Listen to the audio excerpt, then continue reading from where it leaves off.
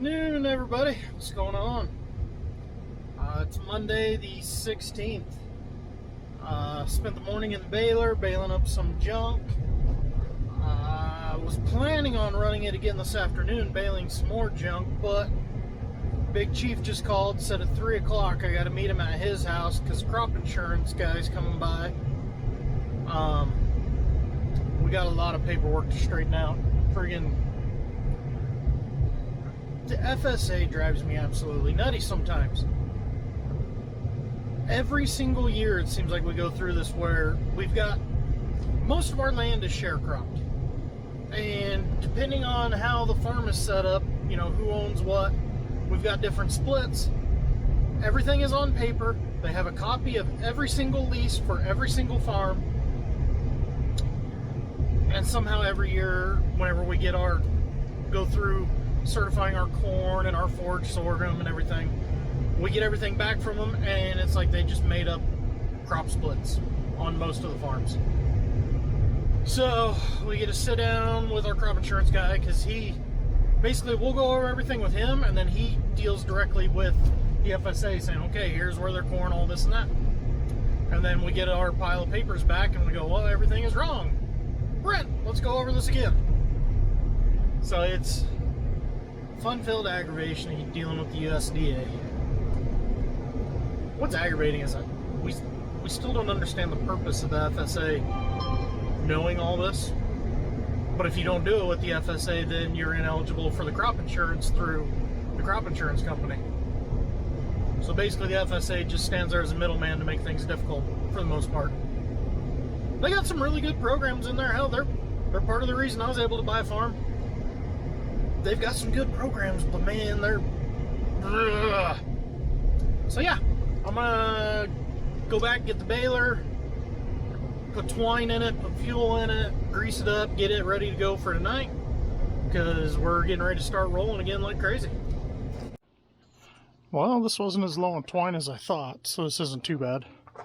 1, 2, 3 on this side, 2 on the other. So the way this works, you got 3 rows here, 3 rows on the other side, 6 strings per bale. So this plate divides the knotter from the needles. So these 2 are tied together going to the knotters. These 3 are tied together going to the needles. So everything goes out at the top. Let's see if I can see it. So everything goes out at the top. The knotters are right there going into the knotter. The needles come right through there, down and across the needles. So there's 2 for the knotter, 3 for the needle, because the way it works, when it's time to tie a bale, this whole structure right here goes through the baler up to the knotters.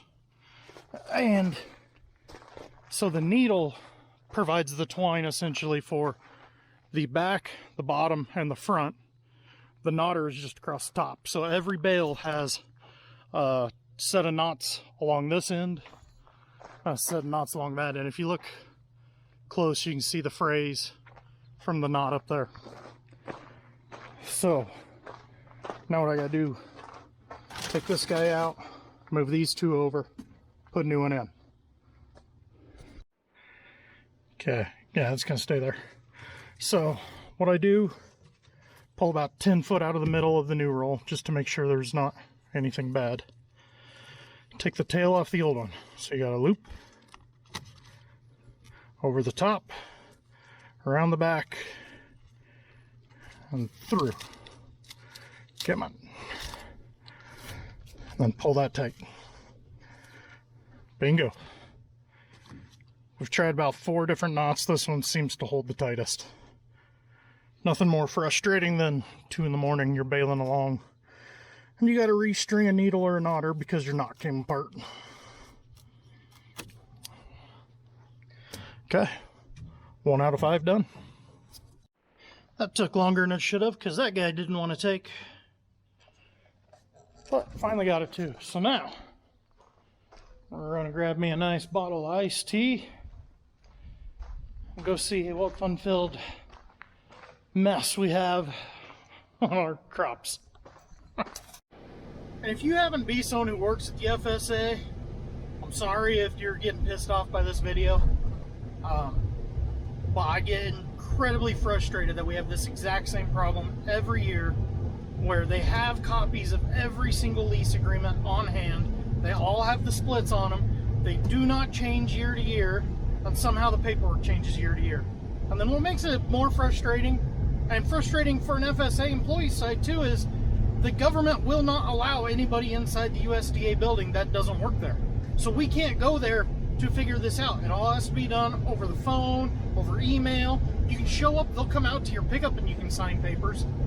But the fact we can't openly communicate, they can't use the maps from the crop insurance, which is even more mind-blowing, that they have to have their own set of maps with their own naming system. So when they send you a copy of the list of your fields, you have no idea what any of those fields are, what they represent, where they are, and then act surprised whenever everything is wrong.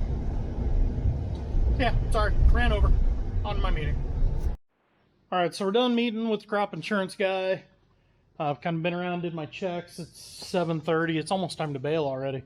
Sorry, I'm still out and about and not at home. Let's do a little chopper update. So, pickup head, 100% ready to go. This head, I know we did not find any metal in the gearboxes. I don't know if they went back through and started filling them yet. Chopper. So let me step back over here. So the inside is done. The only reason we haven't put everything back in is because we're talking about pulling off some more plastic stuff and going and blowing it off a lot better before we get started. Just because of the way that silage packs in everywhere. So this guy now. So I believe the last time I was in here talking, we were talking about the bearing was out right here. That's been done. New pieces in place. In the process of messing with that, they realized we had a problem with the rear roller. Now that one gets a little bit more complicated. So you can't see it because it's underneath or above all these blocks. So this roll, this is a new geared end because the gears on the old end were about shot. Problem is that gear goes into this gearbox right here. The gears inside there are very bad. But when you go to John Deere to try and order that gear, it is not in production, not available.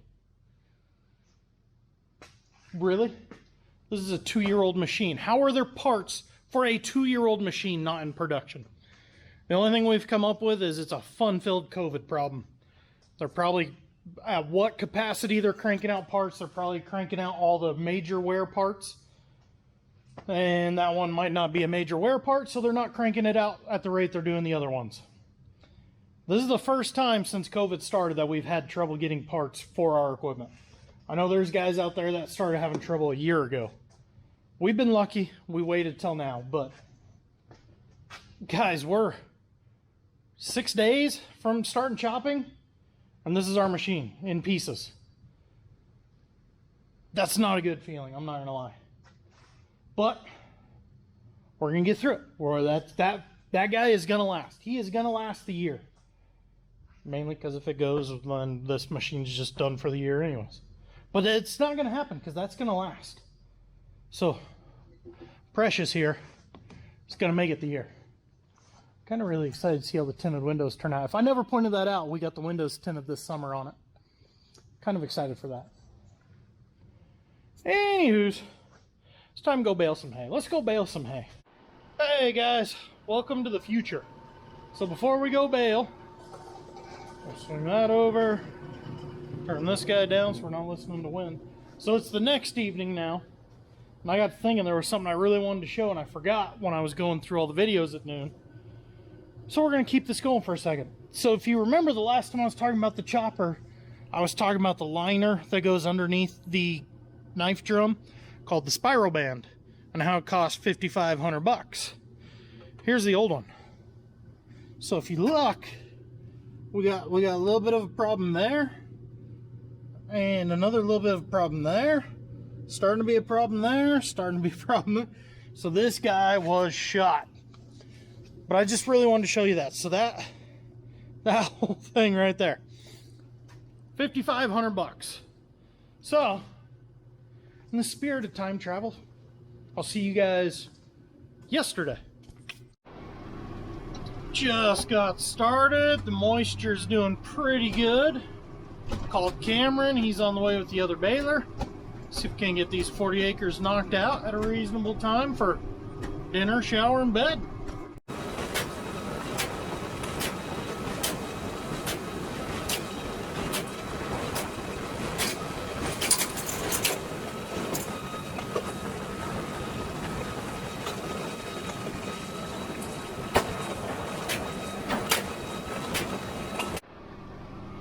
So this is, third or fourth field of third cutting. So we're well into third cutting now. To be mid-August is a little behind, but not crazy behind. I was crunching the numbers on the computer because we keep track of bales per field and everything, and we are way ahead of first and second cutting last year, so, you know, we're glad for that. But the nice thing is we're finally putting up some barn hay. First cutting was full bloom, full of kochia and pigweeds, so there wasn't hardly anything barn worthy out of it. Second cutting, weeds were minimal, but we had rains. You'd catch a little shower, you know, get a quarter of an inch on this, quarter of an inch there, and just bleach it. So second cutting didn't get a whole lot in the barn. So we're hoping third cutting we can start packing barns, because it's pretty depressing how empty the barns are right now. But the other thing we got to do is start changing our mentality, because our farming year is the middle of March to the 1st of December. Because our irrigation water runs mid-March to mid-November, but it's usually 1st of December before everything's kind of wrapped up. Then we're just trying a little tillage here and there. And I always joke it's a marathon with 2 different sprints. Spring, you have a sprint from the middle of May till the middle of June, trying to get the corn in the ground, the feed in the ground, get the wheat chopped off, and get first cutting done. This year that sprint, instead of 4 weeks, was 6 weeks, going clear to the 1st of July. Then your other sprint is the last week of August till the middle of October, or even the 1st of November on some years. And that is fall silage, third and fourth cutting hay, getting tillage done and getting wheat put in the ground, getting ready for next year's crop. So we are just starting to pick up our pace. In the last 2 days, Maddie has cut well over 200 acres. So we can really get a jump start on third cutting, or really get well into it, because 5 days from now we're hoping to start silage. The one feedlot's saying they want a minimum 25,000 ton. We've got our feedlot. We've got the 2 local lots that we chopped for. We got the 2 lots down by Grenada we chopped for. We've got numerous cow-calf producers. We've got a big harvest ahead of us. So it's time to change the mentality. Let's get rocking and rolling.